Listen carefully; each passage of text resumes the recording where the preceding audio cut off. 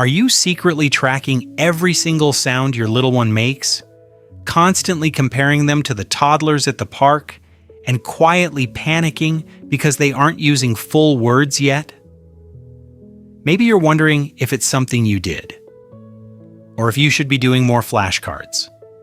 Take a deep, deep breath. Welcome back to the Baby Mind Coach. Today we are breaking down the real science of speech delays, and I am giving you a powerful, everyday toolkit to transform your daily routines into a natural, pressure-free language environment. You are not alone in this, and your toddler's brain is listening closer than you think. When we think about speech delays, we often focus exclusively on the words coming out of a child's mouth. But developmental psychology tells us that language is built from the ground up long before the first word is spoken.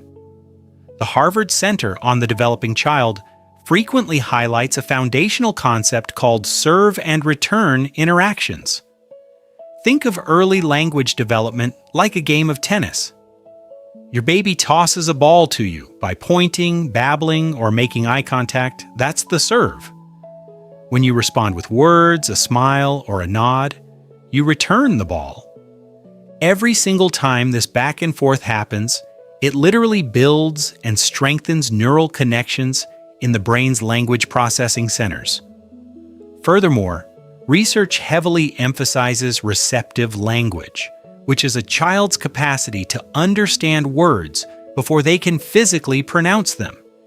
If your child can follow a simple instruction, their language framework is actively under construction. They are building the infrastructure, the words just haven't moved in yet. Let's look at what this serve and return infrastructure looks like across different early stages so you know exactly what to look for. Imagine you have a 10-month-old in their high chair. They drop their spoon for the 15th time, look at it, and make a sharp, questioning sound. Ah, that isn't just a game to test your patience, though it certainly feels like it. That is a vital communication serve. Their brain is waiting for you to return it by naming the object. Whoops, you dropped the spoon. Now let's look at a 20-month-old at bedtime. They might not be able to say the word blanket yet, but when you say, "Go get your soft blanket," they march right over to the crib and grab it. Even without spoken words, their receptive language brain is firing on all cylinders. And what about a 2.5-year-old who points aggressively at the kitchen counter, grunting loudly for a snack? It's easy to feel frustrated and think, just use your words. But in that exact moment, their brain's motor planning centers are experiencing a traffic jam. They know exactly what they want, but the physical pathways to articulate the sounds are temporarily offline. They are trying to communicate with the tools they have. We can support this developmental process by building a rich visual and verbal environment. Here are 3 positive, science-backed strategies you can try at home today. First, use sportscasting. Become the play-by-play announcer of your child's life. Instead of staying quiet during routines, narrate what you are doing using simple sentences. As you get dressed, say, "Shoes on," "Blue shoes," "1 shoe," "2 shoes." This pairs the physical visual action directly with the auditory language blueprint in their brain, reinforcing their receptive vocabulary. Second, map words to their gaze. Toddlers learn words best when they are already looking at the object. If your child is staring intently at a dog at the park, don't try to divert their attention to a bird. Lean into what they see. Get close, follow their eyes, and say, "Doggy, look at the big doggy." You are taking advantage of peak neurological engagement. Third, create communication temptations.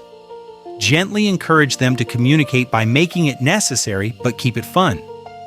Place their favorite toy or snack in a clear, tightly sealed plastic container where they can see it but can't open it.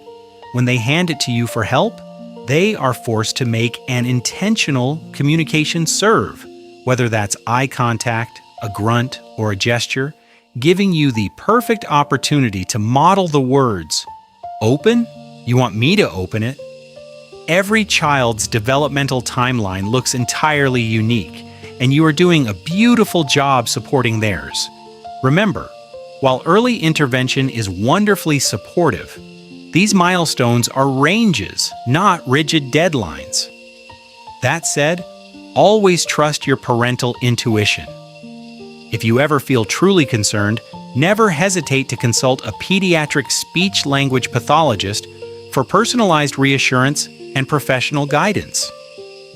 What are some of the creative ways your little one tries to serve communication to you without using words yet? Let me know in the comments below. I love hearing your stories. Hit that subscribe button to join the Baby Mind Coach community, and I will see you in our very next video.